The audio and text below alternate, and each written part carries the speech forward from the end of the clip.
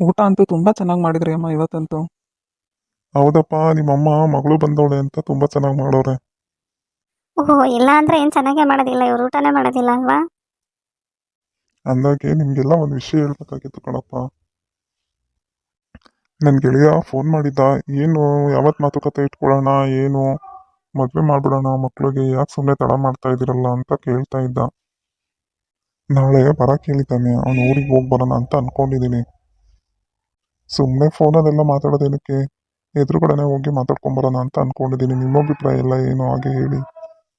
ಹೌದಪ್ಪ, ಅಣ್ಣನ ಮದುವೆ ಬೇಗ ಮಾಡಬೇಕು, ಸುಮ್ಮನೆ ಯಾಕೆ ತಡ ಮಾಡ್ತಾ ಇದ್ದೀರಾ ಅಂತ ನಾನು ಅದನ್ನೇ ಮಾತಾಡೋಣ ಅಂತ ಅನ್ಕೊಂಡೆಪ್ಪ. ಅಷ್ಟರಲ್ಲಿ ನೀವು ಅದೇ ವಿಚಾರನ ಹೇಳಿದ್ರಿ. ಏನಣ್ಣ, ನಿನ್ಗೆ ಒಕ್ಕೆ ತಾನೇ ಆ ಹುಡುಗಿ? ನಂದೇನಿಲ್ಲ ಸುಷ್ಮಾ, ನೀವೆಲ್ಲ ಹೇಗೆ ಹೇಳ್ತಿರೋ ಹಾಗೆ. ಅಪ್ಪ ಅಮ್ಮನಿಗೆ ಇಷ್ಟ ಆದರೆ ಸಾಕು ಅಷ್ಟೇನೆ. ಅಯ್ಯೋ ಪಾಪ ನಮ್ಮಣ್ಣ, ಏನಿಷ್ಟ ಅಂತಾನು ಹೇಳೋಕ್ಕಾಗಲ್ಲ, ಕಷ್ಟ ಅಂತಾನು ಹೇಳೋಕ್ಕಾಗಲ್ಲ, ಏನೂ ಮಾಡೋಕ್ಕಾಗಲ್ಲ. ಅಣ್ಣನ ಪರಿಸ್ಥಿತಿ ಆ ಥರ ಆಗ್ಬಿಟ್ಟಿದೆ. ಅಂದಾಗೆ ಸುಷ್ಮಾ, ನಾನು ಕೇಳದೆ ಬರ್ತದೆ, ಮಾವ ಯಾವಾಗ ಬರ್ತಾರಂತೆ? ಅವರು ನಿಮ್ಮ ಜೊತೆನೇ ಬರಬೇಕಾಗಿತ್ತು ತಾನೇ? ಅಯ್ಯೋ ಅಣ್ಣ, ನಿನಗೆ ಗೊತ್ತಲ್ಲ ಅವ್ರ ವಿಚಾರ. ಯಾವಾಗಲೂ ಕೆಲಸ ಕೆಲಸ ಅಂತ ಇರ್ತಾರೆ ಅಣ್ಣ. ನನಗೆ ಟೈಮ್ ಕೊಡಲ್ಲ, ನನಗೂ ಬೇಜಾರಾಗ್ಬಿಡುತ್ತಲ್ಲ ಒಬ್ಬಳೇ ಇದ್ದು ಇದ್ದು. ನಿಮ್ಮನ್ನೆಲ್ಲ ಯಾವಾಗ ನೋಡ್ತೀನೋ, ಇಲ್ಲಿಗೆ ಯಾವಾಗ ಬರ್ತೀನೋ ಅಂತ ಅನ್ನಿಸ್ಬಿಟ್ಟಿತ್ತು. ಹೇಗಿದ್ರೆ ಈಗ ಅಣ್ಣನ ಮದುವೆ ಫಿಕ್ಸ್ ಆಗ್ತಾ ಇದೆಯಲ್ವಾ, ಅಣ್ಣನ ಮದುವೆ ಮುಗಿಯೋವರೆಗೂ ನಾನಂತೂ ಇಲ್ಲಿಂದ ಹೋಗೋದೇ ಇಲ್ಲ. ಅವ್ರಿಗೂ ಹೇಳ್ಬಿಡ್ತೀನಿ, ನಾನಂತೂ ನಮ್ಮ ಅಣ್ಣನ ಮದುವೆ ಮುಗಿಯೋವರೆಗೂ ನಾನು ಇಲ್ಲಿಂದ ಬರೋದಿಲ್ಲ, ನೀವೇ ಬೇಕಾದ್ರೆ ಇಲ್ಲಿಂದ ಹೋಗಿ ಬಂದು ಮಾಡಿ ಅಂತ. ನಾನಂತೂ ನಿಮ್ಮನ್ನೆಲ್ಲ ತುಂಬ ಮಿಸ್ ಮಾಡ್ಕೊತಾ ಇದ್ದೆ. ನೀವು ಯಾರೂ ನಮ್ಮ ಮನೆಗೆ ಬರೋದೇ ಇಲ್ಲ ನೋಡಿ. ಅಮ್ಮನ್ನ ಬಾ ಅಂತ ಕರೆದ್ರೆ ಅಮ್ಮನೂ ನನ್ನ ಮಕ್ಳಿಗೆ ಅಡುಗೆ ಮಾಡೋರಿಲ್ಲ, ಅದಕ್ಕೆ ಬರಲ್ಲ ಅಂತಾರೆ. ಇನ್ಮೇಲೆ ಏನು ಸೊಸೆ ಬರ್ತಾರಲ್ಲ, ಇನ್ಮೇಲೆ ಬರ್ಬೋದು ಅಮ್ಮ, ನಮ್ಮ ಮನೆಗೆ ಬಂದಿರ್ಬೋದು ಅಲ್ವಾ ಅಮ್ಮ? ಹೌದೌದು, ಇನ್ಮೇಲೆ ಸೊಸೆ ಬರ್ತಾಳಲ್ಲ, ಅವಾಗ ಸ್ವಲ್ಪ ನಾನು ಫ್ರೀ ಆಗ್ತೀನಿ, ಮಗಳು ಮನೆಗೆ ಹೋಗೋದು ಬರೋದು. ಏಕೆಂದರೆ ಇಲ್ಲಿ ನನ್ನ ಸೊಸೆ ಜವಾಬ್ದಾರಿನ ಸ್ವಲ್ಪ ತೊಗೊಂಡಿರ್ತಾಳೆ, ಅಡುಗೆ ಎಲ್ಲ ಮಾಡ್ತಾಳೆ, ಮನೆ ಕಡೆ ಎಲ್ಲ ನೋಡ್ಕೊತಾಳೆ. ಅದರಿಂದಾಗಿ ಅವಾಗವಾಗ ನಾನು ನಿಮ್ಮ ಮನೆಗೆ ಬರ್ಬೋದು. ನೋಡೋಣ, ನಿನ್ನ ಮದುವೆ ಆಗೋದ್ರಿಂದ ನಮಗೆಲ್ಲ ಎಷ್ಟು ಉಪಯೋಗ ಇದೆ ಅಂತ. ಅದಕ್ಕೆ ಬರ್ತಾ ಇದ್ದಂಗೆ ಅಮ್ಮನೂ ಫ್ರೀ ಆಗ್ತಾರೆ, ನಮ್ಮ ಮನೆಗೆಲ್ಲ ಬರ್ಬೋದು. ಪಾಪ ಅಣ್ಣ, ಅವನ ಕಷ್ಟ ಅವನಿಗೆ, ಸುಷ್ಮನ್ಗೆ ನಗು ಬರ್ತಾ ಇದೆ. ಅಯ್ಯೋ, ನನ್ನ ಮದುವೆಯಿಂದ ಎಲ್ಲರೂ ಎಷ್ಟು ಖುಷಿಯಾಗಿದ್ದಾರೆ. ನೋಡಪ್ಪ ಸೂರಜ್, ನಿಂದೇನಾದರೂ ಇದ್ರೆ ಈಗಲೇ ಹೇಳ್ಬಿಡು. ಆಮೇಲೆ ಮತ್ತೆ ಮದುವೆ ಆದ್ಮೇಲೆ ಹಾಗೆ ಹೀಗೆ ಅಂತ ಎಲ್ಲ ಹೇಳ್ಬಾರ್ದು, ಆಯ್ತಾ? ಇಲ್ಲಪ್ಪ, ನಂದೇನಿಲ್ಲಪ್ಪ, ನೀವೆಲ್ಲ ಹೇಗೆ ಹೇಳ್ತಿರೋ ಹಾಗೆ. ಯಾಕ್ರಿ ನನ್ನ ಮಗನಿಗೆ ಪದೇ ಪದೇ ಆ ಥರ ಹೇಳ್ತೀರಾ? ಅವನು ಅವತ್ತಿಂದನೂ ಹೇಳ್ತಾ ಇಲ್ವಾ, ನೀವು ಯಾವ ಹುಡುಗಿನ ಮದುವೆ ಆಗು ಅಂತ ಅಂತೀರೋ ಆ ಹುಡುಗಿನೇ ಮದುವೆ ಆಗ್ತೀನಿ ಅಂತ. ಮತ್ತೆ ಮತ್ತೆ ಯಾಕೆ ಆ ಹುಡುಗನ್ನ ಕೇಳ್ತಾನೆ ಇರ್ತೀರಲ್ಲ? ಆಗಲ್ಲ ಸುಜಾತ, ವಯಸ್ಸಿಗೆ ಬಂದ ಮಕ್ಕಳನ್ನ ಅವ್ರ ಅಭಿಪ್ರಾಯನೂ ಕೇಳಬೇಕು. ಸುಮ್ಮನೆ ನಮ್ಮಿಷ್ಟಕ್ಕೆ ನಾವು ಮದುವೆ ಮಾಡಿಬಿಟ್ರೆ ಆಗುತ್ತಾ? ಅದಕ್ಕೋಸ್ಕರನೇ ಇಷ್ಟು ದಿನ ಟೈಮ್ ಕೊಟ್ಟಿದ್ದು ಅವನಿಗೆ, ಅಭಿಪ್ರಾಯ ಏನಾರ ಬದಲಾಗುತ್ತಾ ಇಲ್ವಾ ಏನು ಅಂತ.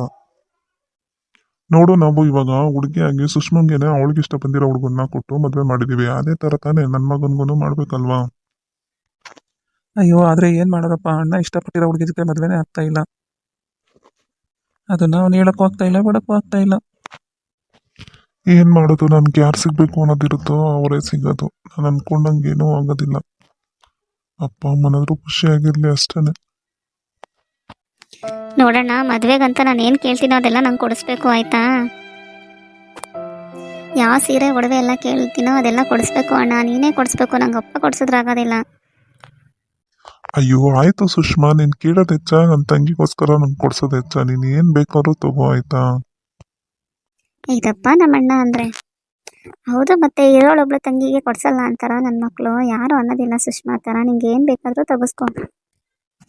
ನೋಡೋಣ, ನೀನು ನಿನ್ನ ಹುಡುಗಿ ಕೊಡಿಸ್ತೀಯೋ ಇಲ್ವೋ ನಂಗೆ ಅದೆಲ್ಲ ಗೊತ್ತಿಲ್ಲ. ನನಗೆ ಮಾತ್ರ ನಾನು ಏನು ಕೇಳ್ತೀನೋ ಅದೆಲ್ಲ ಕೊಡಿಸ್ಲೇಬೇಕಣ್ಣ ನೀನು. ಆಯ್ತು ಸುಷ್ಮಾ, ನಿನ್ಗೆ ಏನು ಬೇಕಾದ್ರೂ ತಗೋ, ನಾನು ಯಾವುದಕ್ಕೂ ಇಲ್ಲ ಅನ್ನಲ್ಲ ನಿನಗೆ, ಆಯ್ತಾ?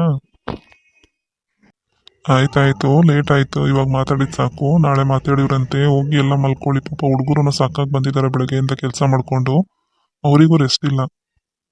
ಏನು ಸುಜಾತ, ನೀನೇನು ಮಾತಾಡ್ತಾ ಇಲ್ಲ? ಹುಡುಗರು ಎಲ್ಲ ಮಾತಾಡ್ತಾ ಇದ್ದಾರಲ್ರಿ, ನಂದೇನಿದೆ, ಅವ್ರ ಖುಷಿನೇ ನನ್ನ ಖುಷಿ.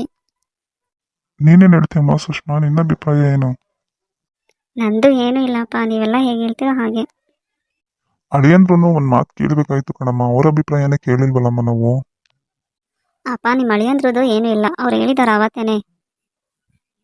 ಹೇಗೋ ನಿಮ್ಮಣ್ಣ ಮದುವೆ ಆಗ್ತೀನಿ ಅಂತ ಒಪ್ಕೊಂಡಿದ್ರಲ್ಲ, ಅದೇ ಖುಷಿಯಾದ ವಿಚಾರ. ನಂದೇನೂ ಇಲ್ಲ, ಹೇಗೆ ಹೇಳ್ತಾರೋ ಎಲ್ಲರ ಅಭಿಪ್ರಾಯ ಏನೋ ನಂದು ಅದೇನೆ ಅಂತ ಹೇಳಿದ್ದಾರೆ. ನಾನು ಏನು ಹೇಳ್ತೀನಿ ಅಂತ ಕೇಳಿಲ್ಲ ಅಂತ ಎಲ್ಲ, ನನ್ನ ಬಗ್ಗೆ ಎಲ್ಲ ತಲೆ ಕೆಡಿಸ್ಕೋಬೇಡಿ ಅಂತಲೇ ಹೇಳಿದಾರಪ್ಪ. ನಾವೇ ಹುಡುಗಿನ ನೋಡಿ ಮದುವೆ ಮಾಡಬೇಕಾಗಿತ್ತು, ಆದರೆ ಆವಾಗಲಿಂದ ಅಣ್ಣ ಆಗಲ್ಲ ಅಂತ ಇದ್ನಲ್ಲಪ್ಪ, ಅದಕ್ಕೆ ಸುಮ್ಮನಾಗಿದ್ವಿ ಅಷ್ಟೇ. ಇವಾಗ ಅಣ್ಣ ಮದುವೆಗೆ ಒಪ್ಕೊಂಡು ಮದುವೆ ಆಗ್ತಿರೋದೇ ಒಂದು ದೊಡ್ಡ ಖುಷಿನಪ್ಪ. ಅದು ಬಿಟ್ಟರೆ ನಮ್ಮ ಅಭಿಪ್ರಾಯ ಬೇರೆ ಏನಿಲ್ಲ. ನಮ್ಮಿಂದ ಏನು ಸಹಾಯ ಆಗುತ್ತೋ ಅದನ್ನ ಮಾಡ್ತೀವಪ್ಪ ಅಷ್ಟೇ. ನಾವು ಹೇಳಿದ್ದೆ ನಡಿಬೇಕು ಅಂತ ನಿಮ್ಮ ಅಳಿಯಂದ್ರ ಮನಸ್ಸಲ್ಲೂ ಇಲ್ಲ, ನನ್ನ ಮನಸ್ಸಲ್ಲೂ ಇಲ್ಲಪ್ಪ. ನೀವು ಅದ್ರ ಬಗ್ಗೆ ಎಲ್ಲ ತಲೆ ಕೆಡಿಸ್ಕೋಬೇಡಿ. ಅಲ್ಲ ಸುಷ್ಮಾ, ಆದರೂ ಮನೆ ಅಳಿಯಂದ್ರನ್ನೇ ಕೇಳ್ದಲೆ ಮುಂದುವರಿಯೋದು ಬೇಡ ಅಂತ ನಾನು ಅಷ್ಟೇನೆ. ಏನಿಲ್ಲಪ್ಪ, ಒಳ್ಳೇದಾದರೆ ಸಾಕು. ಅವ್ರೇನು ಆ ಥರ ಅಂದ್ಕೊಳ್ಳಲ್ಲ. ನಿಮಗೆ ಗೊತ್ತಲ್ಲ, ಅವ್ರ ಕೆಲಸ ಬ್ಯುಸಿ ಇರ್ತಾರೆ, ಯಾವಾಗಲೂ ಇದಕ್ಕೆಲ್ಲ ಬರೋಕ್ಕಾಗೋದಿಲ್ಲ. ನೀವು ಅದಕ್ಕೆಲ್ಲ ಬೇಜಾರು ಮಾಡ್ಕೋಬೇಡಿಯಪ್ಪ.